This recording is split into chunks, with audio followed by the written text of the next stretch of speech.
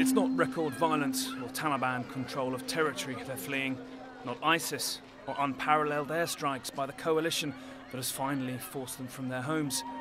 They're instead running from drought. A record dry spell, forcing more families in Afghanistan from their homes this year than the war has. And as if Afghanistan hadn't already broken all superlatives for its misery, this is what it's driving them to. Meet Mamarine and her 6-year-old daughter, Akila. You'd think a tiny family united under plastic sheeting. But desperation means it hasn't turned out that way. Mamarine has sold Akila for $3,000 to this man, Najmuddin, who will give her to his 10-year-old son, Sher Aga. Listen to how they got here. Mamarine first. I fled my village, she says, with my 3 children because of severe drought. I came here thinking I will receive some assistance, but I got nothing. To avoid starvation among my children, I gave my daughter to a man for about $3,000, but have only got $70 so far. I had no money, no food, and no breadwinner. My husband was also killed. She doesn't know that I've sold her. How could she know?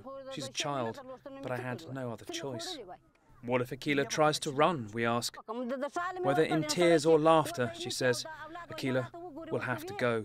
Who would sell a piece of her heart unless they really have to? Akila's buyer, Najmuddin, thinks buying a 6-year-old girl is an act of charity. Her family don't have anything to eat, he says. They were hungry. I know I'm also poor, but I'm sure I can pay it off slowly in 2 or 3 years. The cameraman asks, but aren't they children? Doesn't matter, he says. These things happen here. Even an old man marries a young girl. It happens.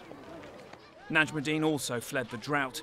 The UN says it has put 275,000 people on the move this year, about half from around the area of Baghdad.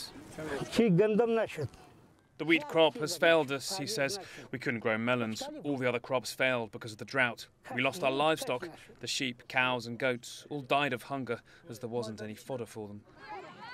Around the camp, we hear this kind of horrific story repeated. Here, this man sold his 4-year-old daughter to a 20-year-old man to settle a debt.